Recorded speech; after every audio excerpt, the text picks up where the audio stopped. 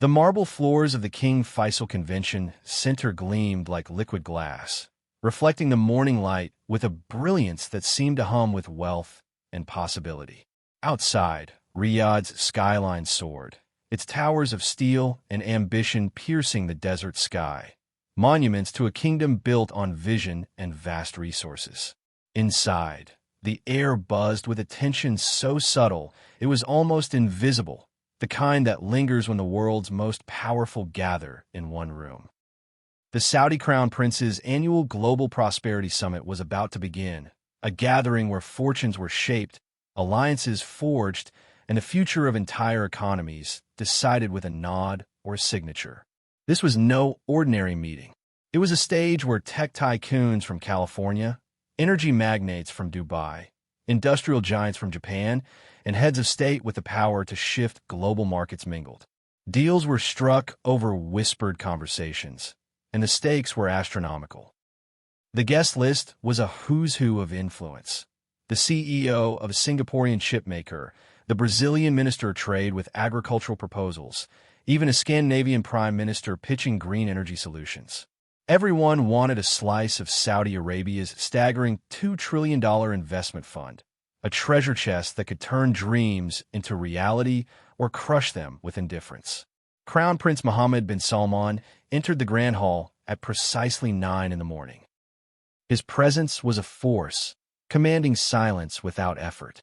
At 38, he had already reshaped his kingdom, launching futuristic cities and diversifying an economy once tethered to oil.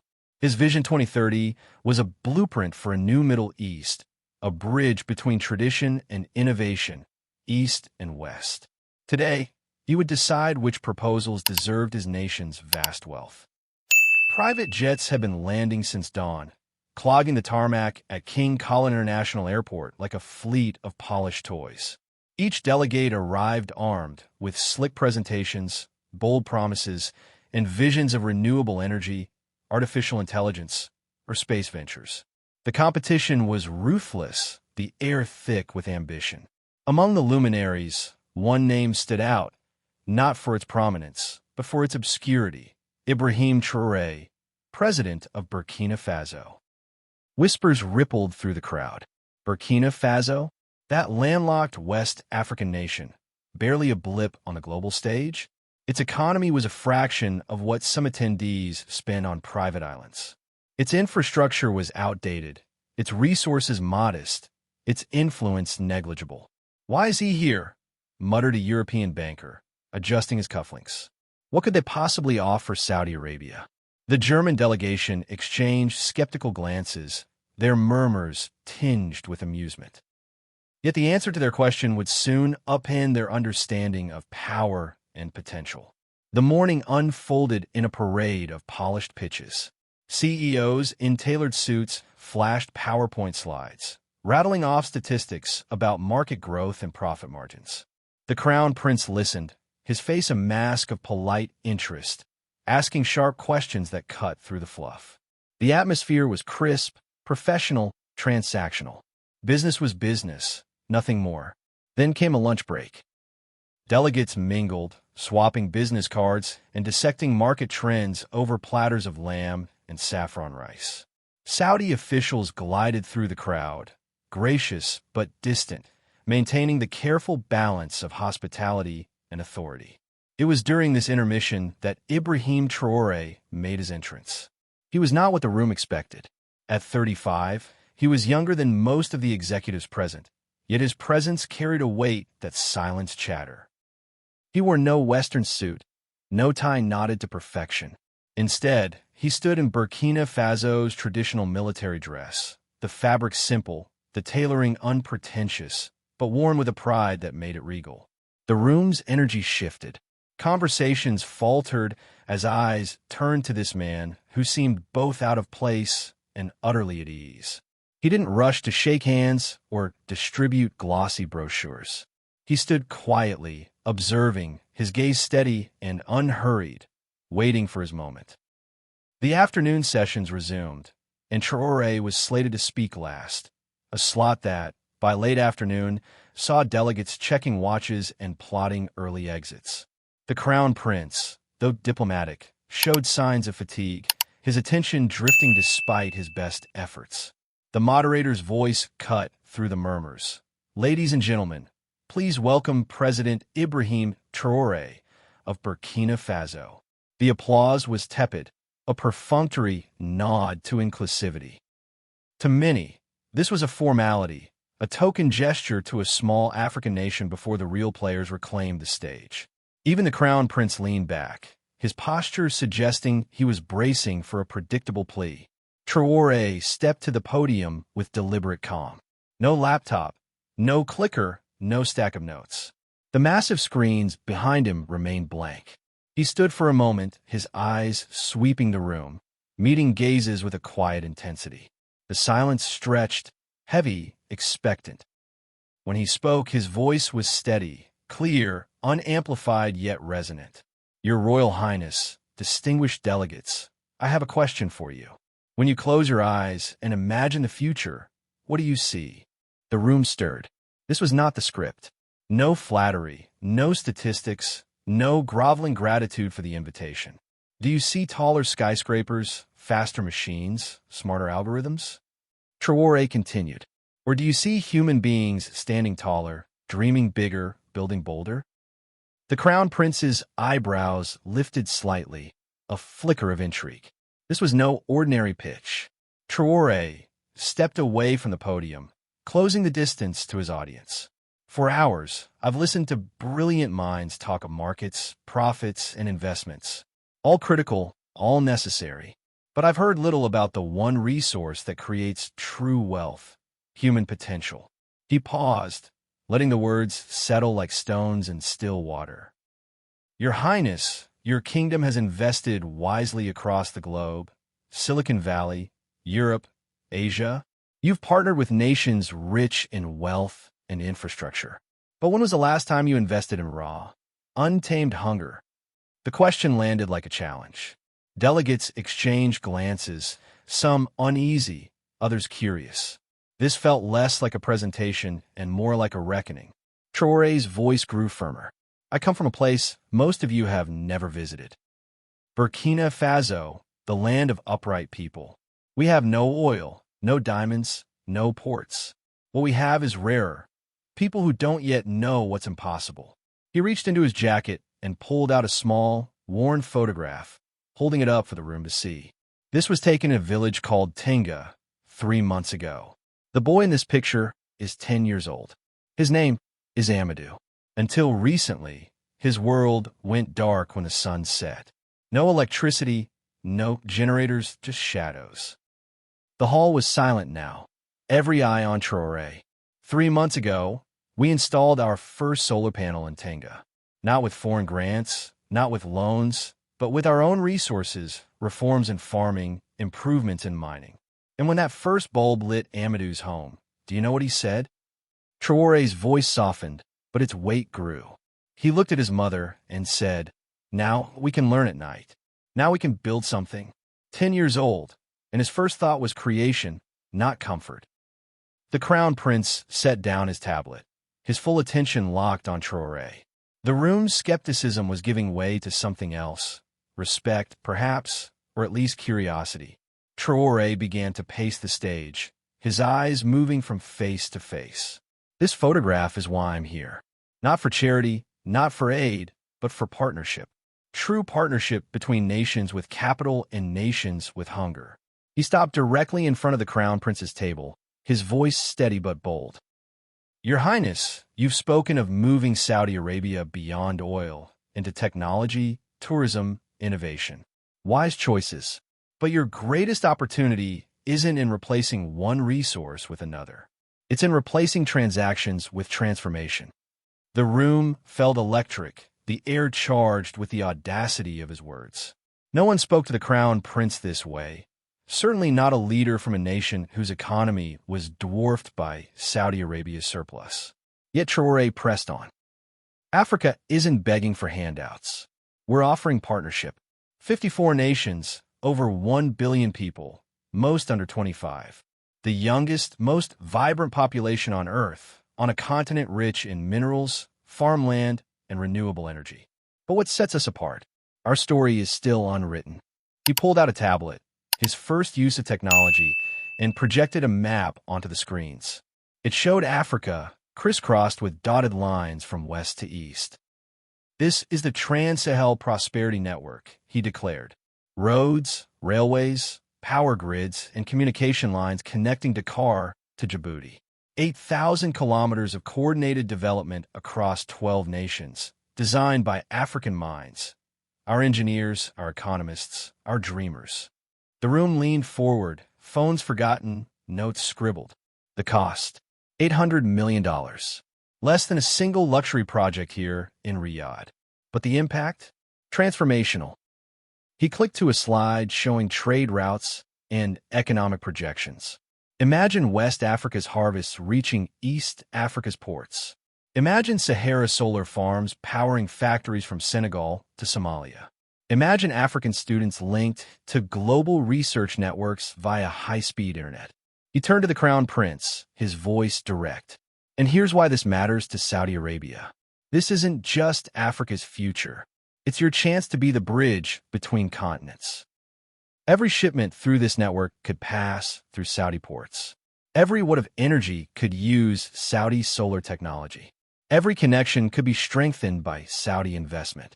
The Crown Prince leaned forward, elbows on the table, his gaze intense.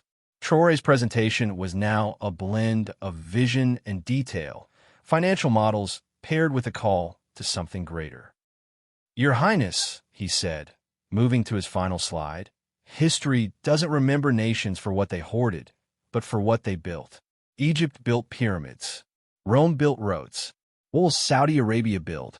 He clicked off the tablet and stepped to the center of the stage. I propose you build bridges, not of steel, but of people, economies, dreams. Bridges between the world's youngest continent and its most ambitious kingdom. The room was alive with attention, no longer a courtesy, but a necessity. Traore had turned a routine slot into a moment that demanded reckoning. And then, he did something no one expected. He set down his tablet, stepped away from the microphone, and spoke unamplified, his voice carrying through the silent hall. But I must be honest, Your Highness. I didn't come here to ask for your money. A murmur of confusion swept the room. The Crown Prince's eyes narrowed, intrigued. I came to offer you something greater, a place in history. Not as a kingdom that grew rich from oil, but as one that helped others grow rich from their own resources.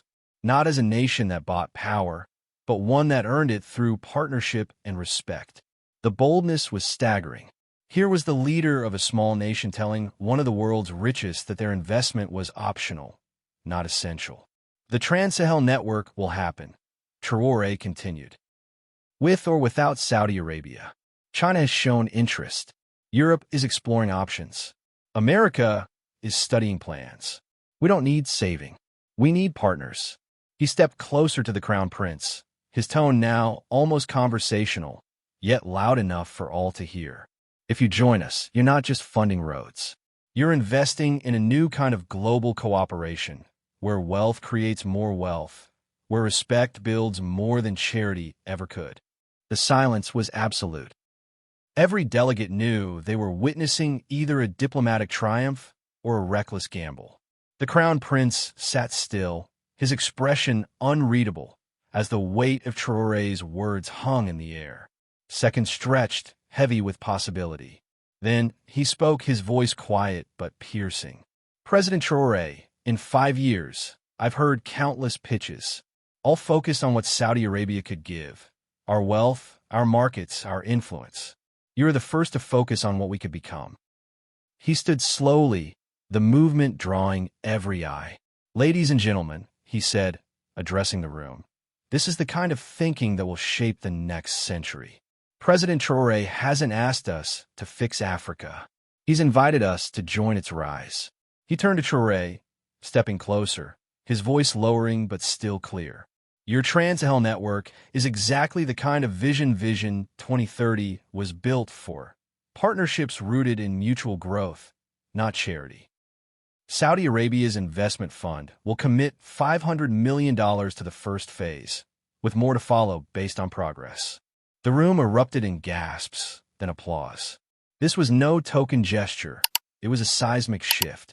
The Crown Prince raised a hand, silencing the crowd. Furthermore, we will establish an African Partnership Office in Riyadh dedicated to South-South cooperation. President Traoré, I invite you to lead its advisory board. The offer was unprecedented, a recognition of a quality that stunned the room. Traoré nodded, his eyes conveying the gravity of the moment. Your Highness, this partnership will show the world that wealth is strongest when it builds, not when it hoards. The session ended, but the real story was just beginning. Delegates swarmed Traoré, African leaders eager to join, Western and Asian representatives recalculating their strategies. In a private moment, away from the crowd, the Crown Prince approached Traoré. Your presentation wasn't just bold, he said softly. It was necessary. You've shown us what true partnership looks like. Traoré met his gaze. Your Highness, Burkina Faso has learned that dignity outlasts charity. Today, we proved it. As news of the partnership broke, it sent ripples far beyond Riyadh. African markets surged. Social media buzzed with pride, young voices calling Traoré's speech a turning point. The world was watching, and the story of one man's refusal to bow was only beginning to unfold. The echoes of that day in Riyadh lingered like a desert wind, stirring change across continents. The handshake between President Ibrahim Traoré and Crown Prince Mohammed bin Salman was more than a diplomatic gesture. It was a spark that ignited a new vision for global cooperation. News of the Saudi-Burkina Faso partnership spread swiftly, carried by headlines, social media, and the fervent chatter of analysts from Lagos to London.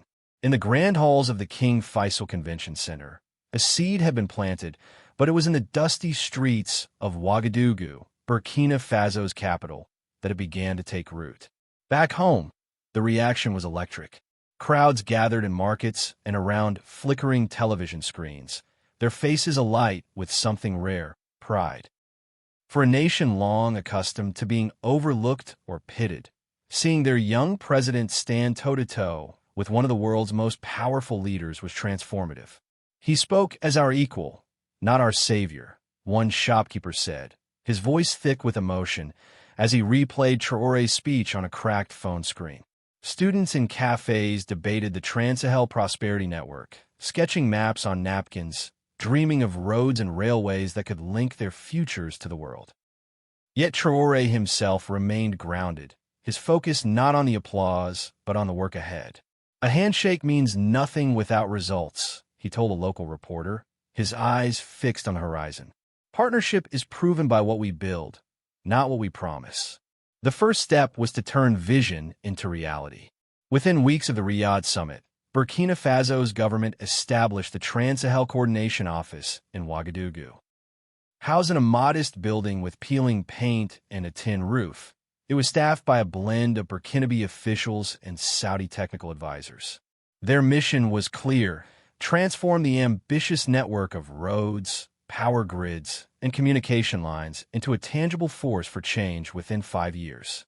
The office buzzed with activity, engineers poring over maps, economists crunching numbers, and community leaders offering insights on local needs. This was no top-down project. It was a collaboration rooted in the voices of those it would serve. Saudi Arabia's commitment proved more than symbolic. By the end of the first month, Saudi engineers arrived in Burkina Faso, their sleek laptops and surveying tools contrasting with the red dust of the Sahel. They worked alongside Burkinabe teams, mapping routes from Ouagadougou to the borders of Mali and Niger. Saudi construction firms began bidding on contracts, but with a crucial condition. Local companies would take priority, and African workers would form the backbone of the labor force. This wasn't charity, it was capacity building. We're not here to build for you, one Saudi advisor told a Burkinabe engineer. We're here to build with you. The engineer nodded, his pride evident as he adjusted his hard hat and pointed to a blueprint. The partnership's emphasis on equality set it apart. For decades, African development had been shaped by dependency on colonial powers, Cold War giants, or emerging players like China. Projects often came with strings, leaving local economies tethered to foreign interests. But this was different. Saudi Arabia didn't dictate terms. It listened. Burkinabe planners shaped the network's design, ensuring it served local communities first. When a Saudi firm proposed a high-tech power grid, Burkinabe engineers countered with a simpler, more maintainable system suited to the region's realities. The compromise was swift, practical, and mutual. "They respect our expertise," a Burkinabe planner remarked, her voice tinged with surprise. "That's new." The impact rippled beyond Burkina Faso. Across Africa, leaders took notice. Within days of the Riyadh announcement, phone lines in Ouagadougou and Riyadh were humming with inquiries. The president of Senegal called to discuss linking Dakar's port to the network. Ethiopia's trade minister proposed integrating the corridor with existing infrastructure. Even South Africa, with its more advanced economy, expressed interest in contributing expertise in logistics and manufacturing. These weren't polite gestures. They were serious commitments, driven by the realization that Traoré's vision had shifted the rules of engagement. Africa was no longer a passive recipient of aid, but an active player in global progress. In Riyadh, the Crown Prince was equally focused on action. The newly established African Partnership Office became a hub of innovation, its staff tasked with identifying opportunities for South-South cooperation. Traoré's appointment as advisory board chair was more than symbolic. It gave him a platform to shape Saudi policy, a role no African leader had ever held. During monthly meetings, held in a sleek Riyadh office lined with maps and economic forecasts, Traoré pushed for projects that prioritized long-term growth over short-term gains. "We don't want handouts," he told the board, his voice firm. "We want systems that outlast us." The Saudi team nodded, impressed by his clarity. One advisor whispered to another, "He's not here for glory. He's here for results." The partnership's early successes were tangible. 3 months after the summit, the first contracts were signed and feasibility studies began across the Sahel. Saudi banks established ties with African financial institutions, easing the flow of capital. A pilot solar farm in northern Burkina Faso broke ground, its panels gleaming under the relentless sun. Local workers, trained by Saudi technicians, installed the equipment, their faces glowing with purpose. In Tenga, the village Traoré had mentioned in his speech, 10-year-old Amadou watched the project unfold, clutching his schoolbooks. "They say this will bring more lights," he told his mother, his eyes wide. "Maybe one day, I'll build them myself." But challenges loomed. The Trans-Sahel network was vast, spanning 12 nations with different languages, cultures, and priorities. Coordinating them was a logistical nightmare. In Mali, political unrest delayed surveys. In Niger, funding disputes sparked heated debates. Traoré spent late nights in Ouagadougou, mediating between governments, his calm demeanor a steadying force. "We're not building roads," he told a frustrated minister. "We're building trust. That takes time." Meanwhile, global powers watched closely. Western media speculated about Saudi Arabia's motives, hinting at a geopolitical chess game. Chinese outlets noted the challenge to their own African investments. Yet Traoré remained unfazed. "Let them talk," he said to an aide. "We'll let our work answer." The partnership's emphasis on mutual benefit began to yield results. In Burkina Faso, agricultural exports surged as new roads connected farms to regional markets. Small businesses sprouted along planned routes, selling everything from spare tires to fresh mangoes. In Saudi Arabia, the Crown Prince reported a 20% increase in trade with West Africa, a figure that silenced skeptics. But the true impact was deeper. Young Africans began to see their continent differently, not as a place to escape, but as a place to build. Universities in Ghana and Nigeria launched programs in infrastructure planning, inspired by the network. Social media buzzed with hashtags like #SahelRising and #PartnershipNotPity, amplifying Traoré's message. Yet not everyone was convinced. In Riyadh, some advisors questioned the wisdom of investing in a region with such volatility. "Africa is a risk," One cautioned the crown prince during a private meeting. Why not focus on Asia or Europe? Mohammed bin Salman leaned back, his fingers steepled. Risk is where opportunity lies, he said. Traore isn't selling us a project. He's selling us a future.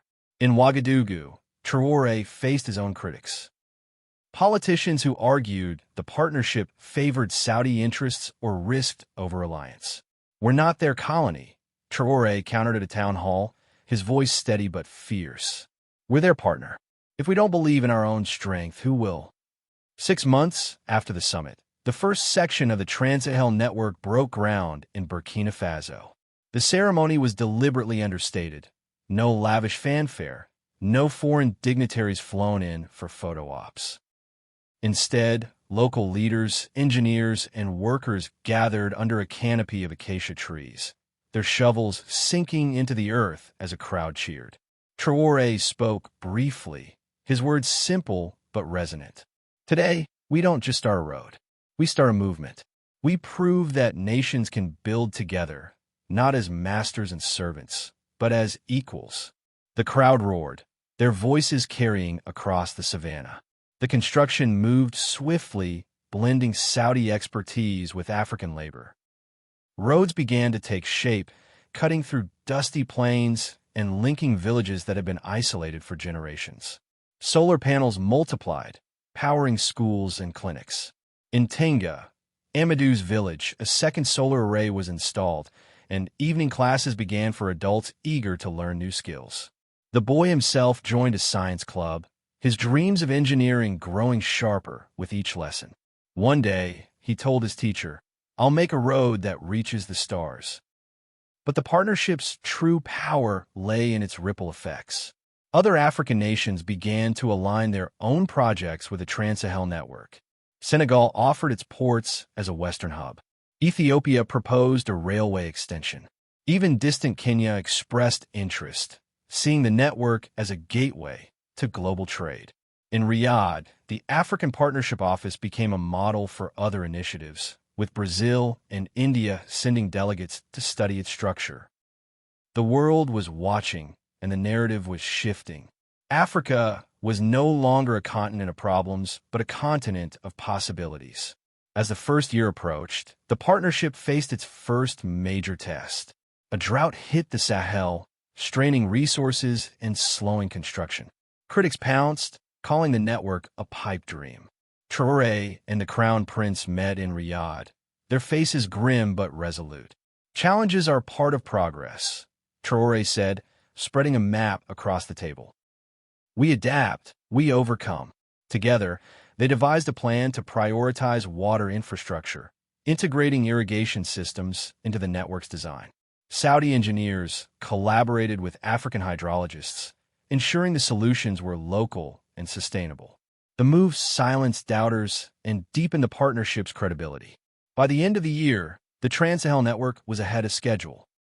Trade between Saudi Arabia and Africa had risen by 60%, a figure that stunned even the most optimistic analysts. More importantly, the partnership had sparked a broader movement. Brazil began talks with Nigeria on joint infrastructure projects. India deepened its tech partnerships with East Africa. The model of South-South cooperation was spreading, redefining global alliances. In Ouagadougou, Traore walked through the coordination office, watching young Burkinabe planners debate routes with Saudi advisors. He smiled, a rare moment of satisfaction. "This," he said softly, "is what dignity looks like." But the story was far from over. The network's first phase was just the beginning, and greater challenges lay ahead. The world was changing, and the partnership between Burkina Faso and Saudi Arabia was about to face tests that would demand more than vision. They would demand resilience, trust, and the courage to keep building, no matter the odds. The Trans-Sahel Prosperity Network was no longer a dream whispered in a Riyadh conference hall. It was a reality taking shape across the African continent, its roads and power lines stitching together nations and ambitions. In the years since the groundbreaking in Burkina Faso, the partnership between President Ibrahim Traoré and Crown Prince Mohammed bin Salman had grown from a bold idea into a transformative force. Dust-covered workers laid tracks under the scorching Sahel sun. Solar farms hummed with energy, and villages like Tenga glowed with electric light, their children studying late into the night. Yet, as the network expanded, so did the challenges, testing the resilience of this unprecedented alliance and the vision that birthed it. In Ouagadougou, the Trans-Sahel Coordination Office had become a nerve center, its walls lined with maps and timelines, its tables crowded with engineers, economists, and community leaders from across the continent. The office was a microcosm of the partnership's ethos. Burkinabe planners worked shoulder to shoulder with Saudi advisors, their debates lively but respectful, their goals singular: build a network that served Africa while strengthening ties with Saudi Arabia. Traore visited often, his presence a quiet reminder of the stakes. "We're not just connecting cities," he told a group of young engineers, his voice steady but urgent. "We're connecting futures. Every kilometer of road, every watt of power, is a promise we must keep." The network's progress was remarkable. By the end of the second year, over 1,000 kilometers of roads linked Burkina Faso to Mali and Niger, with railway lines under construction towards Senegal's coast. Solar farms powered entire districts, reducing reliance on costly fuel imports. High-speed internet, once a distant dream, reached schools and markets, enabling farmers to check global prices and students to access online courses. In Tenga, 10-year-old Amadou, now 12, had joined a regional science competition, his solar-powered model car winning first place. "I want to build things like this," he told his teacher, pointing to a photo of the network's first railway. Big things for everyone. But success brought scrutiny. The partnership's rapid progress unsettled global powers accustomed to dominating African development. Western think tanks published reports questioning Saudi Arabia's motives, suggesting the kingdom sought to counter Chinese influence or secure African resources. Chinese media, meanwhile, highlighted their own infrastructure projects, framing the Trans-Sahel network as a rival. In Africa, some critics argued the partnership risked over-reliance on Saudi capital, echoing old fears of neocolonialism. Traore addressed these concerns head-on during a continental summit in Addis Ababa. "This is not their project," he said, his voice ringing through the hall. "It's ours. Saudi Arabia is our partner, not our master. We set the terms. We shape the future." The Crown Prince faced his own skeptics in Riyadh. Some advisors urged him to redirect funds to safer bets: Asian tech hubs or European green energy. "Africa is unpredictable," one cautioned, pointing to political unrest in neighboring Mali. Mohammed bin Salman listened, his expression unreadable, then replied, "Progress is unpredictable. Stability is built, not bought." Traore has shown us a path worth taking. His commitment held firm, and Saudi investment flowed steadily, funding not just infrastructure but training programs for African engineers and scholarships for students to study in Riyadh. The partnership's strength lay in its adaptability. When a rebel uprising in northern Mali disrupted construction, Traore and Saudi officials worked with local leaders to reroute roads through safer regions, ensuring communities weren't cut off. When funding disputes arose in Niger, the Coordination Office mediated, balancing transparency with diplomacy. Partnership means solving problems together, Traore told a Saudi engineer over coffee in Ouagadougou. Not pointing fingers. The engineer nodded, impressed by Traore's pragmatism. "You don't just talk about dignity," he said. "You live it." The network's impact extended beyond economics. In Burkina Faso, unemployment dropped as construction jobs multiplied. Women, long sidelined in rural economies, found work maintaining solar farms or managing logistics. In Senegal, port activity surged as goods flowed eastward, boosting local businesses. Across the Sahel, schools reported higher enrollment, fueled by evening classes and online learning. In Tenga, Amadou's mother, a seamstress, joined a cooperative selling textiles to Saudi markets, her income doubling. "This network isn't just roads," she told a neighbor, her voice proud. "It's hope. Yet the greatest test came in the third year. A global economic slowdown strained budgets, and several African nations hesitated, fearing overextension. At the same time, a severe sandstorm damaged solar panels across the Sahel, halting power to key construction sites. Critics pounced, calling the network unsustainable. Traore and the Crown Prince convened an emergency meeting in Riyadh, their faces etched with determination.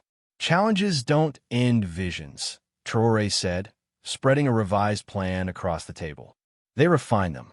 Together, they secured additional funding from African partners, diversified energy sources with wind turbines, and launched a maintenance training program to prevent future disruptions.